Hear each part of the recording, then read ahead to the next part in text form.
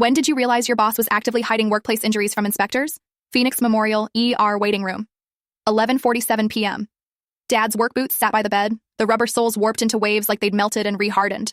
I stared at them while Mom cried into her hands.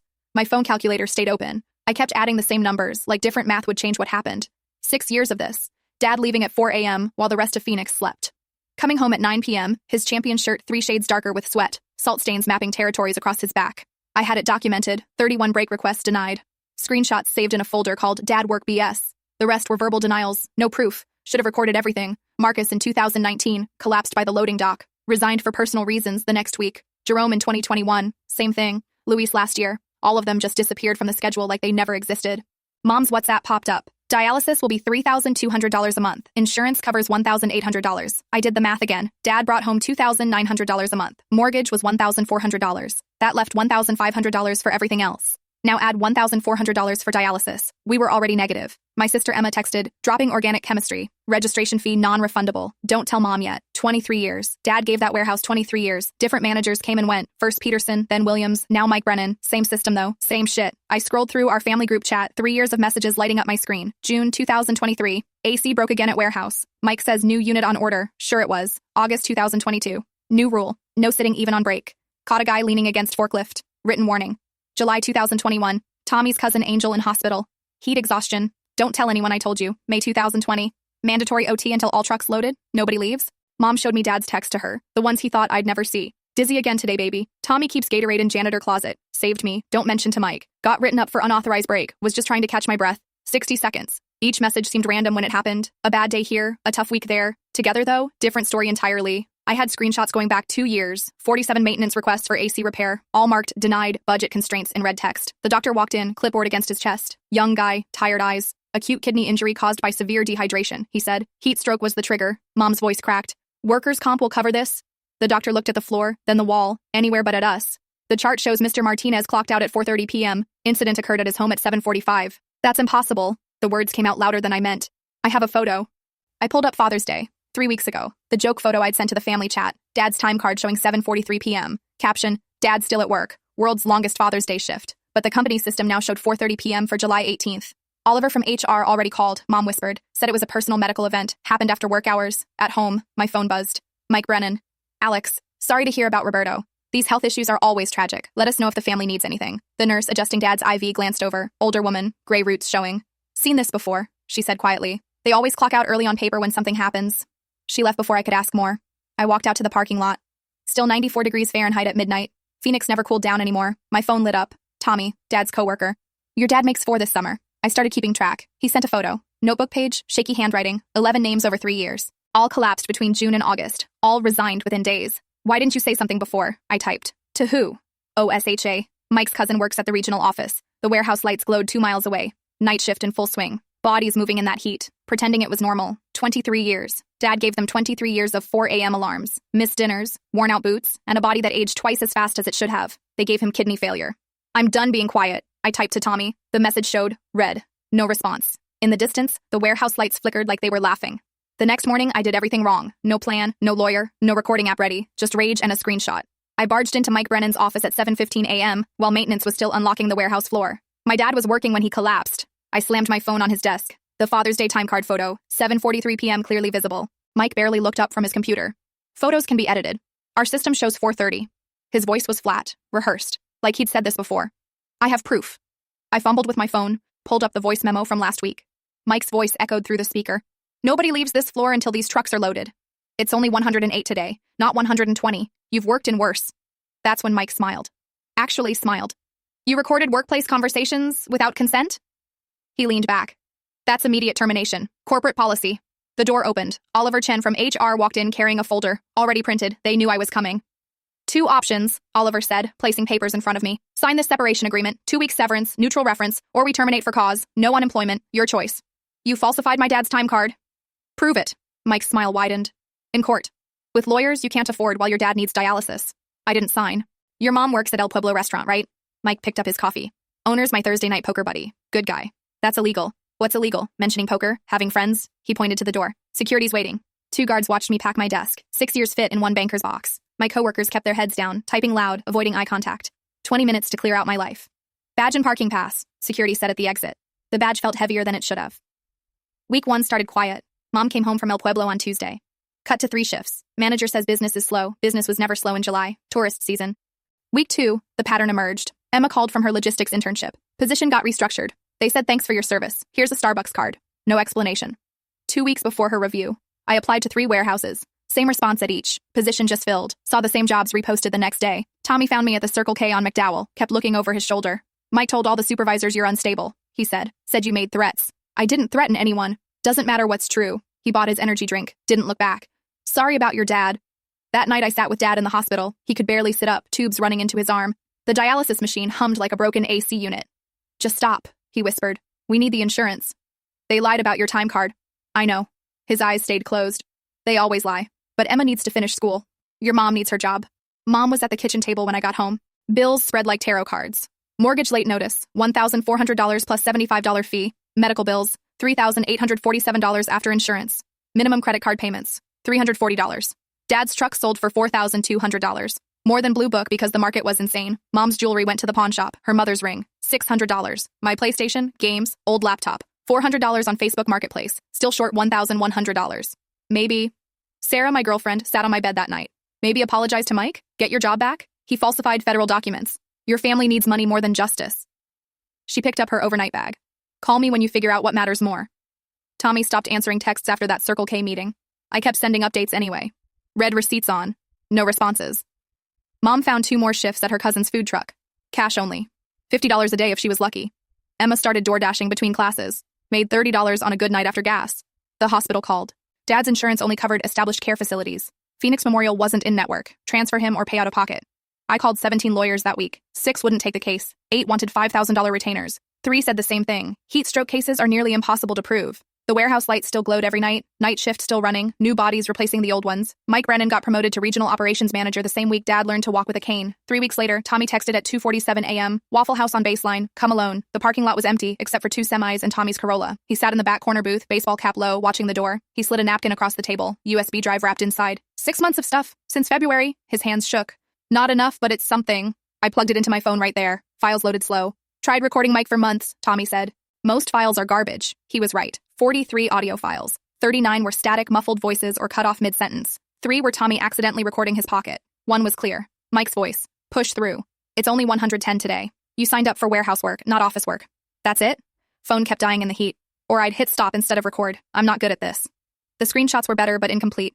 Scheduling system showing different times but half the dates missing. 2 versions of the July roster. One showing 8-hour shifts, another showing 11. But no way to prove which was real, which was edited. Water delivery emails, Tommy pointed. Look. Purchase orders, 40 cases of water per week for floor operations. Delivery confirmations, 40 cases received. But Tommy's photos from the break room, maybe 15 cases actually there. Where'd the rest go? Office building. Mike's air-conditioned office. Tommy rubbed his eyes. Can't prove it, though. The best piece was buried in subfolder 6. Email from Mike to Regional VP, June 2nd. Q2 productivity up 18% despite equipment challenges. Phoenix facility leading district. Equipment challenges. That's what they called 47 denied AC repairs. There's more, but I can't get to it, Tommy said. Don't have admin access. Oliver keeps that locked down. This could work. We take it to... Already tried. Elena at OSHA, unofficial conversation. Tommy stood to leave. She says need more than fragments. Need documented pattern, proof of knowledge. What we have is... pieces. How many more have to drop before it's enough? Tommy looked at the warehouse lights through the window. In Mike's world, all of us. He left first. I waited 10 minutes, watched my mirrors the whole way home. Maybe paranoid, maybe not. Started a signal group the next morning. Phoenix Heat. 12 people joined the first week. Out of 200 floor workers. I got 3 kids, Marcus wrote before leaving the group. Mike knows everyone. His cousin at OSHA, his buddy owns half the restaurants, his neighbor runs the housing authority. That was from Anonymous. Stayed anonymous. You're gonna get us all fired for nothing, Jorge messaged privately. My son just started community college. First generation. Please stop. Elena from OSHA agreed to one more unofficial call. What you have is fragments, need systematic documentation, multiple witnesses, pattern over time, not screenshots with gaps, not corrupt audio files. People are dying. 31 heat-related ER admissions this summer from industrial sites. 4 reported as workplace incidents. That's the reality. But feelings don't build cases. Evidence does. Dr. Patel at Phoenix Memorial wouldn't testify, wouldn't risk his license, but he gave me statistics off the record. 31 cases just at our ER. Multiply that across the city. Building evidence was nothing like the movies. My phone died during Mike's all-hands meeting about toughing it out like the greatest generation. Lost the whole speech. Cloud backup failed the week I had 17 time card screenshots. Storage full. Lost everything from July 28th to August 3rd. Tommy got thermometer photos, but half were blurry. Couldn't make out if it said 107 or 101. Heat makes my hand shake, he explained. Workers who wanted to help couldn't keep stories straight. Was it Tuesday's meeting or Thursday? I thought Mike said 115, not 110. Wait, which summer was Marcus? 3 workers actively sabotaged us. Carlos told Mike about our meetings. Maria screenshotted the signal group, showed Oliver. Randy wore a wire, an actual wire, to record us talking about the recordings. Why? I confronted Carlos at Circle K. Because you're gonna burn the whole place down for your revenge fantasy. He pointed at the warehouse. My insulin costs $400 a month. My wife's pregnant. Marie's husband needs dialysis too. Jorge's kid's tuition is $8,000. You think we can afford justice? 47 workers eventually joined. Half-hearted, scared, inconsistent notes on napkins, photos of wrong things, recordings of break room gossip instead of supervisor orders. This isn't enough, Elena said in our 4th call. I'm sorry. It's just not enough to build a case that won't get thrown out. I sat in my car outside the warehouse that night. Night shift changing over, fresh bodies replacing tired ones, the cycle continuing. 47 people risking everything. Still not enough. The warehouse always won. The cameras went up on a Monday. For security, Mike announced. 7 new cameras, 1 facing the bathroom entrance. Noticed Tommy timing his breaks after that. 3 minutes max or supervisors came looking. Tommy got transferred to 3 a.m. shift that Thursday. Graveyard. The punishment shift. Someone saw his car near my apartment complex. That was enough. It's random rotation, Mike told him. Nothing personal. 3 a.m. to 2 p.m. Hottest part of the day. Worst loading dock. No witnesses around if something happened. Filed an anonymous OSHA complaint that week. Used a library computer. VPN. Fake email. Elena texted me 2 days later. Your complaint got killed internally. Someone marked it resolved without investigation. How? Mike's cousin isn't the only connection they have. Dad's workers' comp denial came the same day. Official reason? Pre-existing condition. What pre-existing condition? Mom read from the letter. Diabetes contributed to heat susceptibility. He doesn't have diabetes. Never has. Medical review says otherwise. She held up an attached form. Dr. William Foster's signature. Company physician. Diagnosis date, July 20th, 2 days after Dad collapsed. Thursday brought worse news. Victor from Warehouse 6, family friend, worked with Dad 15 years ago. Collapsed during mandatory overtime. Died in the ambulance. His widow Maria called Mom. Company lawyer came to my house. At my house. 9 p.m. had a check. Death benefits plus extra. Just had to sign something. What's something? Can't discuss the incident. Can't contact media. Can't participate in any investigations. Her voice broke. Victor's dead and they want to buy my silence. My apartment inspection notice came Friday. 3rd one this month. Routine maintenance check. The landlord's LLC, Desert Sun Properties, was owned by Maricopa Holdings. Maricopa Holdings was a subsidiary of Southwest Logistics Incorporated. Guess who Southwest Logistics partnered with? 2nd inspection Tuesday. Checking smoke detectors. 3rd inspection Thursday. Annual review. They never fixed anything. Just walked through, took photos, left. Mom started checking her rearview mirror constantly. Blue sedan, 3 cars back. Been there since Walmart. You're being paranoid. Am I? She showed me her phone. 3 photos, different days, same sedan, different positions, but always there. Maybe paranoia, maybe not. Couldn't tell anymore. Emma confronted me that night. Came to my apartment between DoorDash runs. You're destroying us for your ego, she said. Still in her delivery vest, sauce stain on the pocket. They're killing people. You're killing us, right now, today. She pulled up her banking app. $47 in checking. That's it. Mom sold her wedding ring yesterday. Her wedding ring. I'm trying to what? Be a hero. Dad can barely walk. Mom cries in the bathroom where she thinks we can't hear. I'm delivering cold McDonald's to drunk people instead of studying. For what? Your principles? She left without waiting for an answer. Sarah's goodbye was quieter. Came by Sunday morning, picked up her things. I can't watch this anymore, she said. You're disappearing. When's the last time you ate? Couldn't remember. Yesterday? Day before? You look like death. Your family's drowning. And for what? Some evidence that won't change anything? She kissed my forehead. Call me when you remember who you used to be. But the evidence kept growing. 200 gigabytes now, mostly fragments, inconsistencies, weak connections, but some solid pieces. Tommy's photos of empty water stations, 12 workers' testimonies about denied breaks, Mike's emails about productivity despite challenges. Not enough for a slam dunk, maybe enough for something. Fell asleep at a red light on Camelback Road. Horns woke me, hands shaking on the wheel. When did I last eat? Sarah asked that. When was that? Computer screen showing 3:47 a.m., still organizing files. Phoenix Heat Signal Group, 47 members but only 15 active. Others watching, waiting, scared.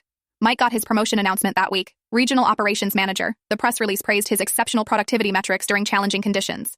Challenging conditions. That's what they called a morgue with Victor's body. My phone buzzed. Tommy, something's happening. Jennifer from HR wants to meet. Oliver's assistant. Says she has something. Typed back. It's a trap. Maybe. But her son works the floor now. Just started last month. Looked at the evidence folders. 200 gigabytes of maybe not enough. How many more Victors before it was enough? Jennifer wanted to meet at a Denny's at 5 a.m. before her shift. Sandra Walsh from Channel 12 responded first. Investigative reporter, broke the city council bribery story last year. Met her in a parking garage like we were in a movie. This is solid, she said, scrolling through Tommy's files on my laptop. Patterns, documents, clear negligence. 3 days later, she texted, editor killed it. Why? Company's our second biggest advertiser. Also, you're terminated employee. Not enough verification from current workers. 47 people. Who won't go on record? I need faces, names, people willing to talk on camera. Nobody would. Posted on TikTok that night. Just facts. Dad's hospital bills, time card screenshots, thermometer reading from Tommy showing 119 degrees Fahrenheit. Got 3,400 views in 6 hours. Comments starting to pour in. Other warehouse workers sharing similar stories. Then it vanished. Shadow banned. Views frozen. Stopped appearing in searches. Tried Reddit. r/anti-work. Posted everything with detailed timeline. Mod removed it in 20 minutes. No proof provided. Screenshots can be doctored. Company PR released a statement the next morning. Sandra forwarded it. Recent social media posts by disgruntled former employee contain inaccuracies and misrepresentations. Company maintains highest safety standards. All heat protocols exceed OSHA requirements. Mike's promotion was announced the same day. Regional operations manager, overseeing 12 facilities. The system protects itself, Elena said when I called. But there's an option. Make it federal. Multiple states show pattern of corporate policy, not individual manager. Started reaching out.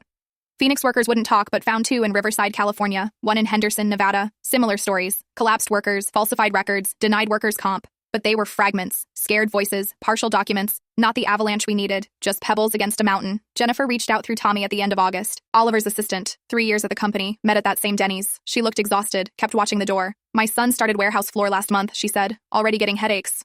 Dizzy spells, he's 22. Why help us? Because I type Oliver's emails. I schedule his meetings. I know what they know. She handed me a flash drive. Some emails, what I could access. Most are deleted after 30 days, some encrypted.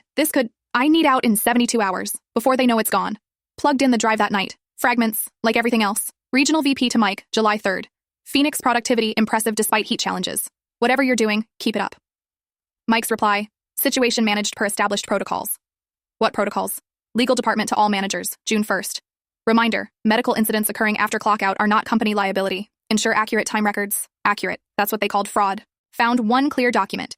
Mike's Excel sheet, labeled monthly assessments. Column A, dates. Column B, heat casualties, numbers by month. June 3rd, July 7th, August 4th. He was counting, tracking them like inventory. Jennifer texted that Thursday. My son got written up today, for sitting during break. We can protect. No, I'm out, I can't. I have twins starting ASU next year. I'm sorry. Her last message came at midnight. Don't contact me again. Delete this number. But I had enough to show they knew. Corporate knew. Legal knew. Mike documented it like quarterly earnings. Tommy looked at the evidence that night. It's not enough, is it? It has to be. You know it's not. Elena said systematic documentation. We have fragments. He was right. 200 gigabytes of fragments. 47 scared workers, most backing away. 3 warehouses across 2 states, but no coordinated testimony. Dead workers who couldn't speak. Living ones too afraid to. Mike's heat casualties spreadsheet glowed on my laptop screen. 14 people reduced to numbers in column B. My dad somewhere in July's count. Victor in August. But knowing and proving were different things. Always had been. My phone showed 37 unread messages in Phoenix Heat Group. Down from 15 active to 12. People dropping out as pressure mounted. Carlos was right about one thing. We all needed these jobs more than we needed justice. But some of us needed justice more than we needed anything else. Looked at the spreadsheet again. Mike listing human beings like damaged inventory. The company protecting him. The system protecting them all.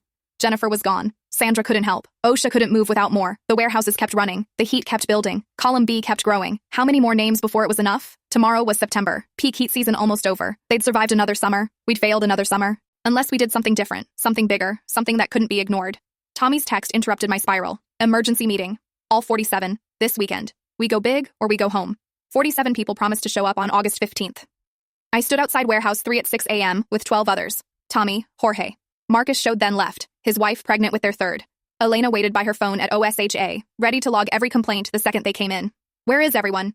Scared. Tommy checked his phone. Carlos just texted, can't lose his insurance. Maria's out, Randy too. 47 became 12. We filed anyway. Spent 3 days at the library computers. Some used form 300. Wrong form, should have been 301. Started over.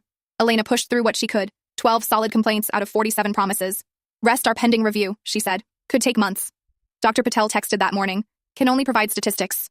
31 heat admissions this summer. 4 workplace reported, can't give names. Medical board would end me. Jennifer's company email bounced back. User not found. Her desk cleared out, like she never existed. Sandra got us 15 seconds on Channel 12, bottom of the 6 p.m. hour. After weather, before sports. Warehouse workers allege unsafe conditions. Mike on camera. We maintain highest safety standards. Her online piece did better. Labor blog picked it up. 4,000 views. Comments from warehouse workers nationwide. Similar stories, same patterns, but 4,000 views doesn't change policy. Warehouse 4 workers promised to file complaints. Morning of, group text. Can't do it. Sorry. Warehouse 2 filed. Wrong paperwork. Form 7,000 instead of 301. Had to start over. By then, momentum died, but OSHA came. September 3rd. One inspector. Looked tired, overworked. Probably his 5th inspection that day. He found warehouse floor at 107 degrees Fahrenheit. Mike stood right there. Thermometer's broken. Inspector checked another. 108 degrees Fahrenheit. That one too. We have a work order in. Mike had an answer for everything. All 6 thermometers broken. Heat damages equipment. Mike didn't even blink. Water stations empty. Bone dry. Delivery delayed. Should be here this afternoon. 3 emergency exits locked. Chains on the handles. Security concern. Theft issue. We unlock them during shifts. Inspector wrote it all down. Mike followed him, explaining everything away. Communication issues. Training problems. Being addressed. 2 workers agreed to talk to the inspector. Off record, in the parking lot. Whispered testimonies. Nothing official. Oliver flipped October 1st. Sort of.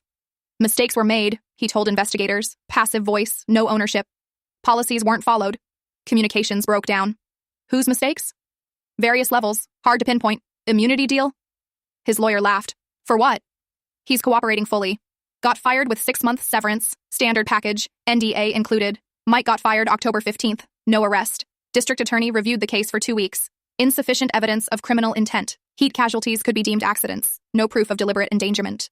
Company statement that afternoon. Rogue manager violated company values. Not representative of our culture. The emails Jennifer risked everything for? Lawyers had answers. Productivity impressive despite heat. Could mean anything. Situation managed per protocols. Which protocols? Safety protocols, they argued. Medical incidents after clock out. Standard liability reminder.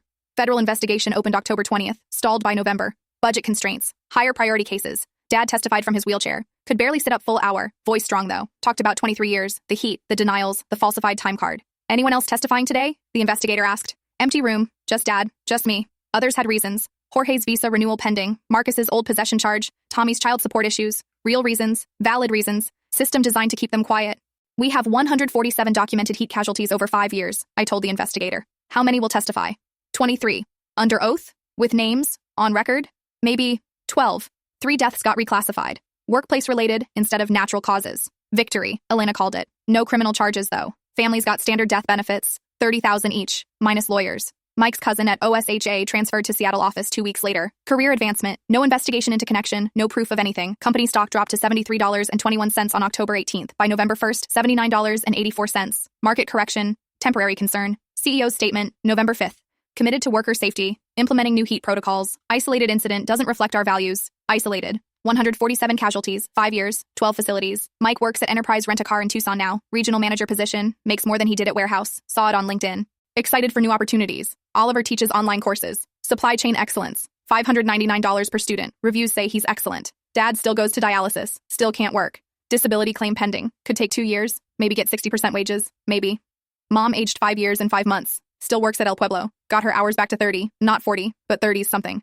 Emma back at school. 1 class. Organic chemistry. Studies between DoorDash runs. I stare at 200 gigabytes of evidence. Fragments of a system working exactly as designed. The OSHA fine letter came November 10th.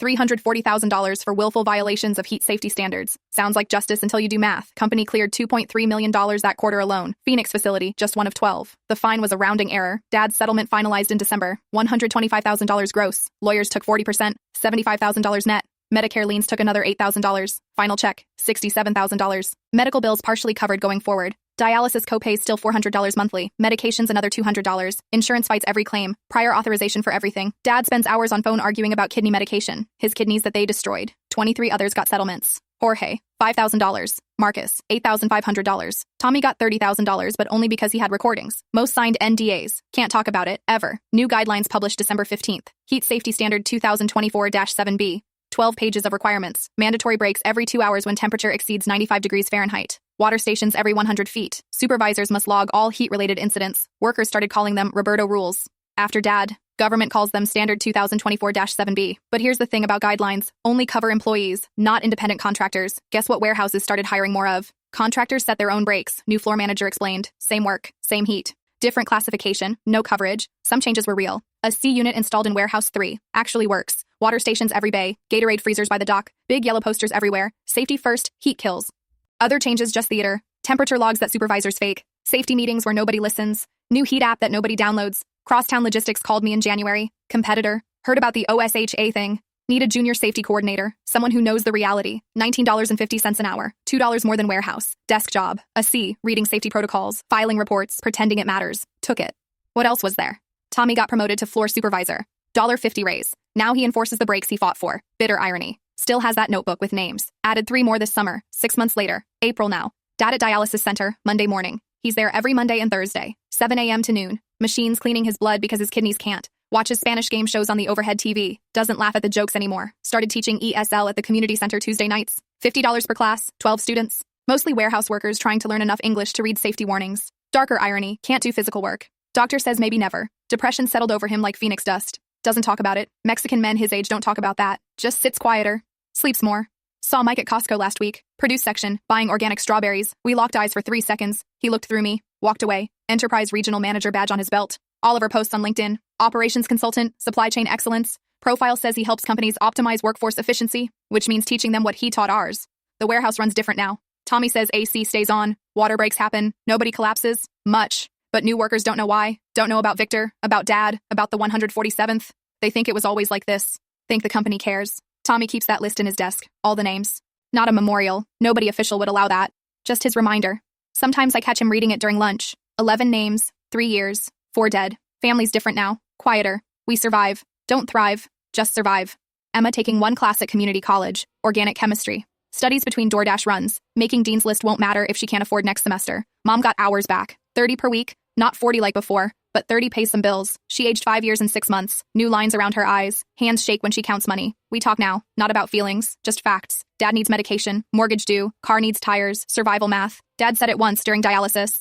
Should have spoken up sooner. Nurse changing his IV. Machine beeping. Game show host laughing. But who would have listened? Nobody answered. New hire orientation happened last week. Watched from my office. Really a converted supply closet. Supervisor explaining heat protocols. Bright PowerPoint. Professional video. These standards ensure your safety, he said, like they were gifts. Like the company created them from kindness. No mention of why they exist, who bled for them, what they cost. Dad's work boots sit on my shelf, soles still warped. Can't throw them away, can't look at them directly. Not a trophy, just evidence. Proof it happened. System didn't break, barely cracked. Company stock recovered. CEO kept his job. Mike makes more money. Oliver consults for other warehouses now, teaching them to optimize. Still check weather every morning. Habit now. 108 degrees Fahrenheit forecasted today. Excessive heat warning. But workers get 2 extra breaks now. Water stations have ice. A C runs most days. It's something. Has to be enough. Because what else is there?